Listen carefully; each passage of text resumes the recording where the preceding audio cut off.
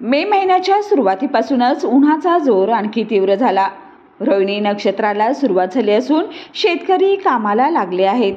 खरीप हंगामातील पेरणीपूर्व शेतीची कामे शेतकरी उरकून घेत आहेत। कोल्हापूर जिल्ह्यात शेतीच्या मशागतीच्या कामाने वेग धरला आहे। नैसर्गिक आपत्ती आणि शेतीमालाच्या नेहमीच घसरणाऱ्या दरामुळे शेतकऱ्यांची आर्थिक परिस्थिती मात्र खालावली आहे।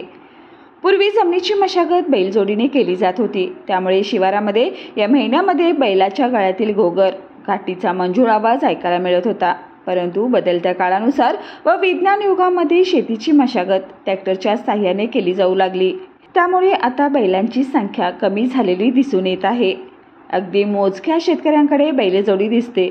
जरी विज्ञान युगामध्ये अत्याधुनिक यंत्रांच्या साहाय्याने शेती केली जात असली तरी ठराविक कामे बैलाच्या साहाय्याने केली जातात।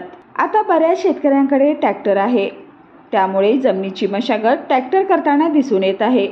डिझेलचे भाव वाढल्यामुळे जमीन नांगरणीच्या दरात वाढ झाली आहे।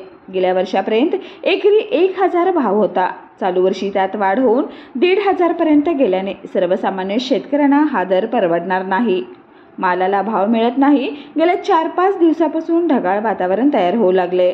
उन्हाळी कांद्याची काढणी होऊन भावाअभावी कांदा साठवणूक केली आहे।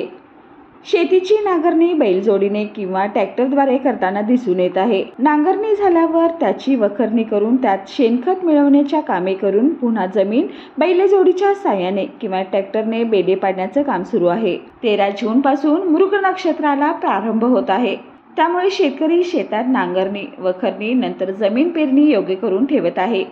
यंदा पेरणीस लवकर सुरुवात होणार अशी खात्री शेतकऱ्यांना आहे, त्यामुळे पेरणीपूर्व कामांना वेग आलाय।